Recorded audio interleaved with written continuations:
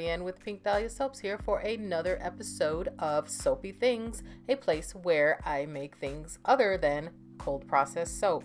Today's project is baked clay bath salts. What is baked clay bath salts? Exactly what it sounds like. We are actually going to mix the clay into the salt and bake it. The result is a beautiful and beneficial gift that you can give to others or use for yourself.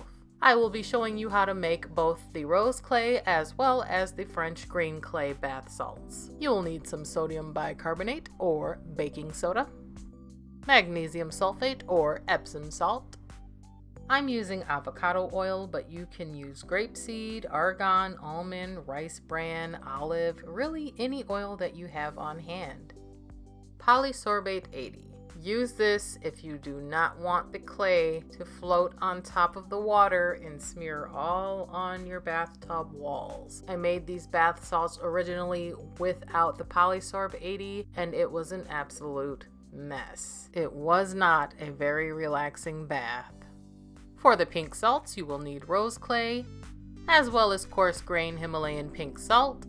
For the green salts, you will need French green clay, and coarse grain Dead Sea salt.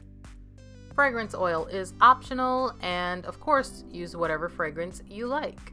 Finally, you will need something to store your bath salts in. I chose these glass milk bottles that I purchased from Michaels. I'll be starting with the rose clay bath salts, and the first thing you want to do is preheat your oven to 175 degrees Fahrenheit. Adding baking soda to your bath water does have several benefits for your skin, but I'm mostly adding it to prevent the clay from clumping up in the bath water. I mean, when you think about it, clay is essentially dirt, and when you add water to dirt, you get mud. And I feel like adding the baking soda to the clay and then whisking it together really helps to prevent the clay from clumping up once it hits the water. That along with the Polysorb 80. Go ahead and add your half tablespoon of oil, whatever oil you like. I used avocado. Polysorbate 80. You don't have to use it, but just keep in mind that if you don't use the Polysorb 80, you're taking the chance of that clay clumping up and making a complete mess in your tub. If you are using fragrance oil, you should follow the usage rate for that specific fragrance, and that should be listed on the website that you ordered your fragrance from. But if not, go with 2 to 4% of the total weight of your salts.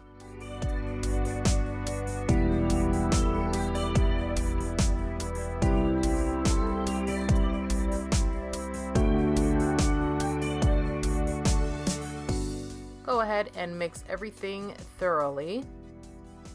Line a baking sheet with parchment paper. Pour and spread out the salt mixture into a thin layer, and then place it into the preheated oven for 15 minutes total. Stir the salt every 5 minutes. So you will stir the salt 2 times while it is in the oven, and then 1 final time when you take it out of the oven after 15 minutes. The salt may look like it's melting after 10 minutes. Don't freak out, okay? Just stir the salt and place it back in the oven for the final 5 minutes. The reason that we're baking the salt is to dry it out. After 15 minutes, take it out of the oven and give it a final stir, and then let it cool completely before you package it. Isn't that a pretty color? And now for the green bath salt.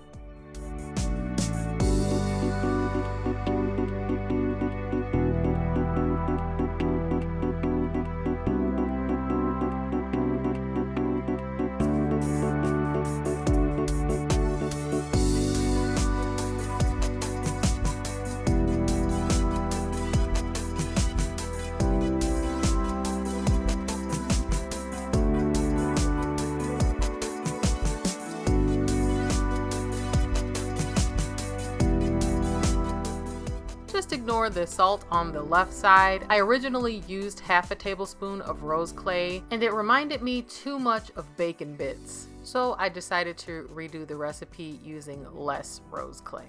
Anyway, back to the green bath salt.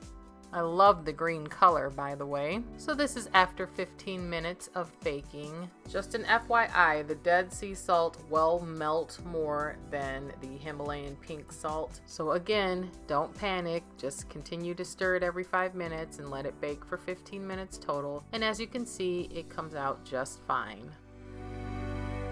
It's time to package your bath salts. You do want to use a somewhat airtight container because it is salt, and salt does attract moisture. And so if you do not put it in some type of airtight container, it can clump up on you. I just think these milk jars are so cute. All that's left is placing a label. You can print some out like I did using Word. I will link the labels that I used below in the description box. Or you can just simply wrap some twine or ribbon around the neck of the bottle and tie on a cute little tag with whatever you want to name your bath salts and the directions on the back. Add a 1/4 cup to your warm bath water and let dissolve for about a minute before enjoying. Well, that does it for this episode of Soapy Things. Thank you so much for joining me. As always, feel free to like, subscribe, or hit the bell for notifications. And I cannot wait to see you next time. Take care. Bye-bye.